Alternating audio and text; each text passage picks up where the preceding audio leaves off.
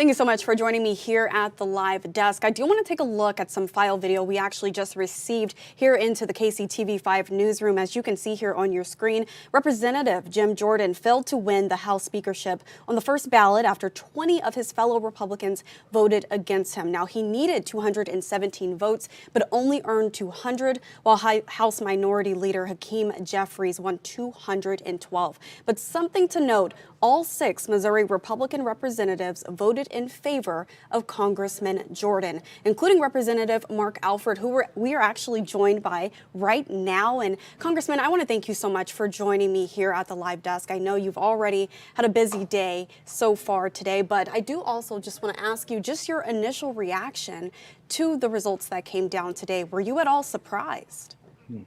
Well, first off, thank you for having me on. I appreciate you and your viewers there in the Kansas City metro area.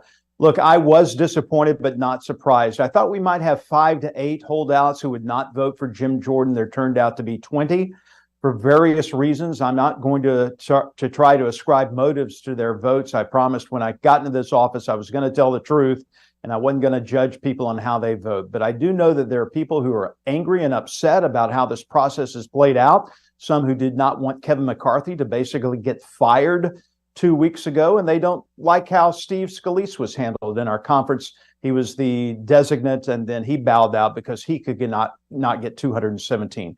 So there are a lot of hurt feelings in our conference. We've got to go forward. Jim Jordan has got to try to win these people over, and it's not like trying to get someone into a car, a salesman. It's not like that. It's trying to gain trust in people, to try to win them over through reason and rational thinking, and that he is going to be the person that can unify our party, that can move the conservative agenda forward through our House and through our nation. I do believe at the end of, maybe not today, maybe tomorrow, Jim Jordan will be the Speaker of the House. And why do you think that there is so much pushback from your fellow Republicans, I should say?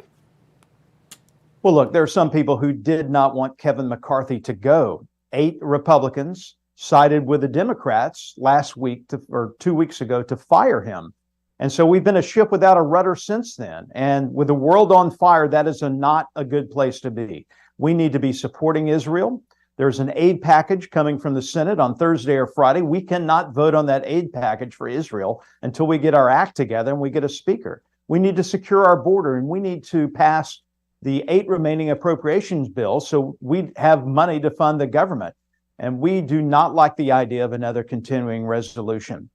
The point is that time is not on our side. And while this is almost like a football game, we've just completed the first quarter. There are 3 quarters to go. And I'm confident that our quarterback, our coach, Jim Jordan, will get us, like Patrick Mahomes, will get us over the goal line and score a touchdown for the American people. And, you know, we are receiving live updates coming into our KCTV5 newsroom. And like you mentioned earlier, we are expecting possibly another vote series later on today. Is that correct? That's what I'm hearing. It's very fluid right now. Just imagine Jim Jordan trying now to huddle individually, I think, with these 20 individuals. And the problem before this is when we broke last week, every vote that we've taken in our conference has been a secret ballot. And so they know the results, but they don't know who voted how. And so now that those names have come forward, people who are in staunch opposition to Jim Jordan, that gives our speaker designate Jordan the availability and the access to go talk with these people and try to win them over. That may take some time. And so we are not having another conference meeting. I do know that. We're not having another conference meeting today. This is going to be decided on the House floor. We went 15 votes with Kevin McCarthy back in January. I'm hoping it doesn't take that long, but at the end of today or tomorrow, we will have a new speaker. And, you know, in the meantime, what are you doing to get your fellow colleagues to join on your side of the line and really push to get Congressman Jordan in? Everyone that I've talked with, and some of these people on this list of 20 are friends of mine.